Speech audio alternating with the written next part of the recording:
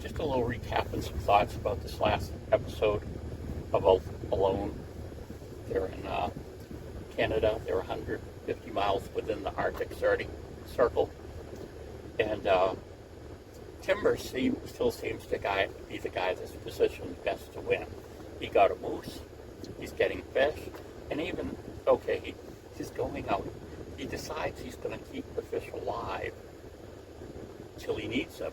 So evidently they do this, but he threads a rope through the gills and leaves it in the water. And you can come back and get it when you need it. And it's still going to be alive. And so he catches this huge 40-inch fish, right? I assume that's a pike. And he goes down to get it, and it's gone. The stick connecting it and everything is gone. He gets wicked bummed about it, This is so much food, This was, days worth of food. And he views it that even though he's got the moose,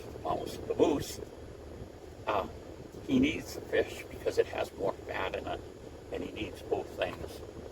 And so he's really discouraged. And then he goes down the river a little ways, and he sees the stick that he used that, had the line tied to it. He pulls that up, and sure enough, there's his fish on the end of the thing.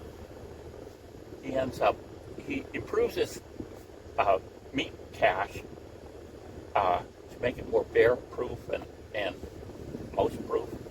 He shows some fish that were, chewed on by something small.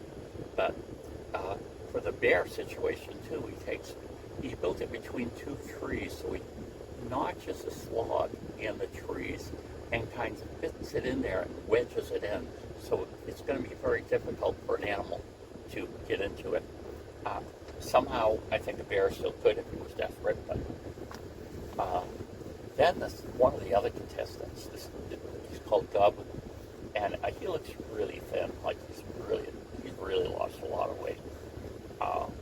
I think they said he lost like 40 pounds in 30 days, or around the 30-day mark.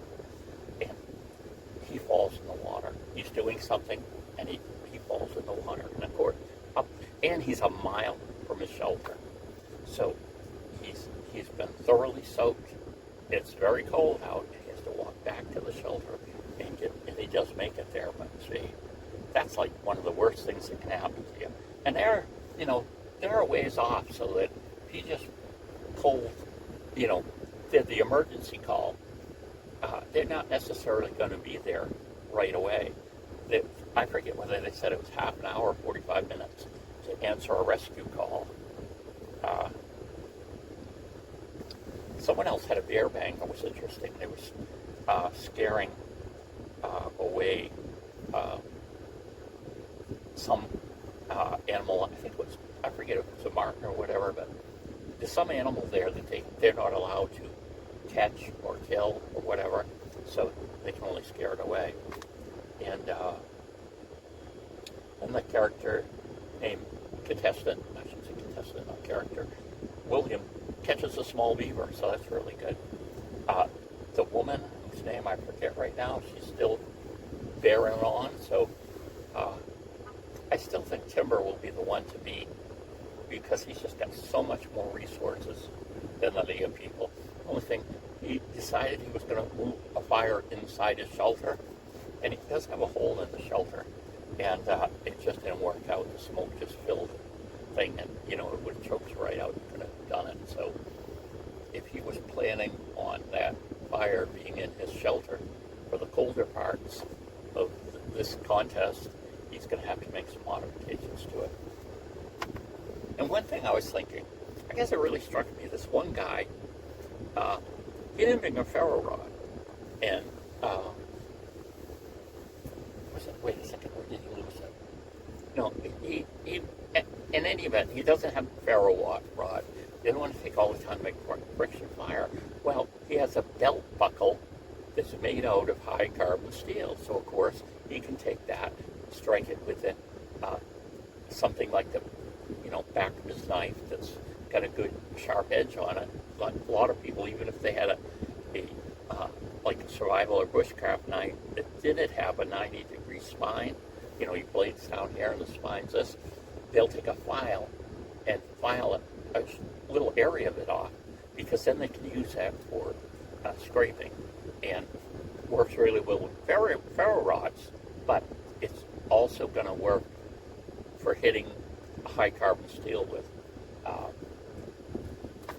well, I actually said that backwards. Hi, Alonr. This season, the show, it's like timber remains the guy to beat. He's got a moose in a cache that he improved, so he believes the bear can't get into it now. He's been catching fish right along. It's funny, one of the fishes catches 40 inches long a pike, and instead of bringing it up to the cabin, he just threads, this cord through it, it's melted out its gills, and throws it back in the water. And evidently, this is one way you can keep fish alive, because it's going to be out there in the water. It's still going to be able to breathe, and I don't know how much it's going to be able to eat like that, but sure enough, you go back and you pull it out. Well, he goes back to get this fish, and it's gone. The pole, it has this pole in the ground going out to the fish, and it's gone. So he's like, oh, I lost this 40-inch pike. That's so much food.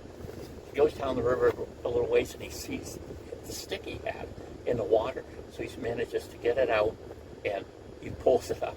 And sure enough, that fish is still alive on the end of this. So, did really well. We have another contestant that falls into the water. This is a really cold water. And it's, it's near freezing air temperatures too. And so he's a mile away from his shelter. So he has to hightail it back to his shelter and try to get everything, warm and dry again. Because hypothermia is just a horrible way to, it's easy to die that way if you don't get warm enough. Because as hypothermia sets in, you start losing your brain functions eventually, and then you start making really poor decisions. And, luckily he gets back to his shelter. We have another contestant who catches a small beaver, and the woman contestant is still going strong. And now that it's snowed, they're having snow, she feels more comfortable now. And because, she's from Alaska, and, that's part of the environment she, likes to be in. So it'll be interesting to see. Now they'll probably switch somewhat away from fish to try to catch land animals. And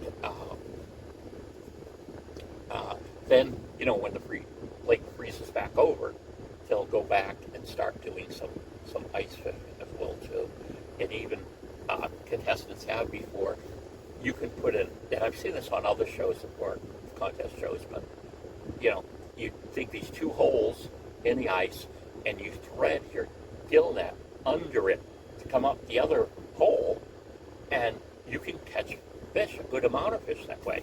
The show I watched, it was a show about Alaska, and they pulled up a number of good-sized fish after having the gill net down for, I forget whether it was a day or how many hours or whatever, but, they get a good amount of fish and they put it back down, and they were going to go back and get it. So,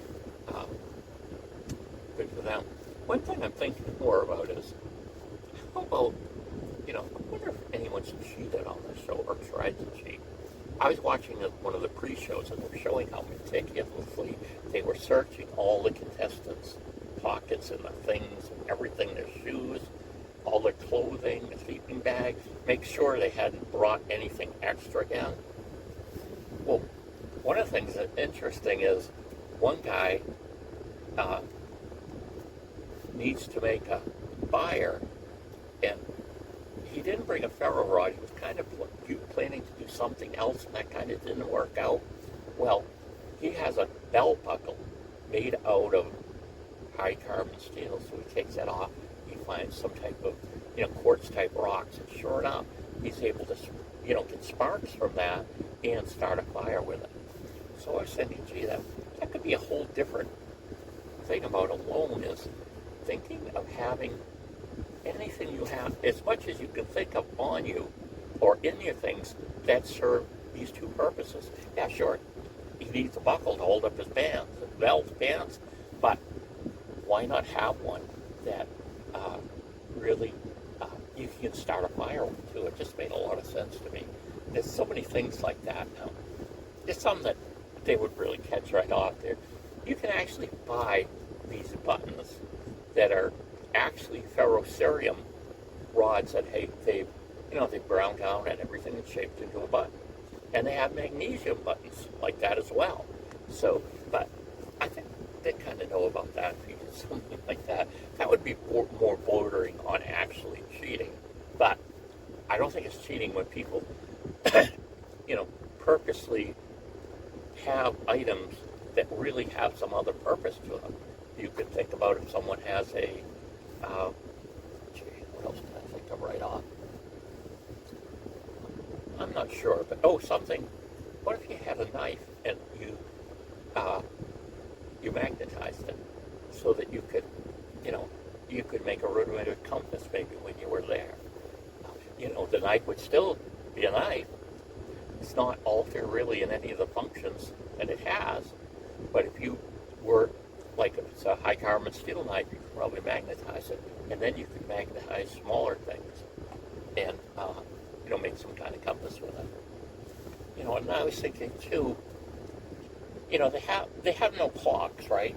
But most of these video cameras, they're using high quality video cameras. Most video cameras have a timestamp in them that you can actually look through the finder and find out what time it is. Now, maybe that's purposely set wrong or not set correctly, or it loses the setting when they charge batteries. You never really see the battery swap going on, but you know that they still have their headlamps going after 30 days, after 50 days. Well, they can't possibly have had them that would last that long. So the batteries for those are being changed out. The batteries for the cameras are being changed out because cameras are really power hungry when it comes to battery, especially when you're in a cold area too. So that's even worse. So I was just thinking, batteries. Use it for a clock, but they have the snare wire, right? They've got a battery from the camera. What if they could take, they probably have to take the center of a piece of the snare trap and make it thinner somehow. Whether they could do that by hammering it or filing it somehow, so that they could take those two ends and put it on the parts of the battery that would conduct current between the two, and that end would heat up and give them ability to start a fire. But there must be all kinds of things like that. But it really just struck me how many things they could have, maybe that could have really multiple uses, and it could go quite a ways towards them. If they did make a mistake like this guy did, they have this backup. Tell me what you think.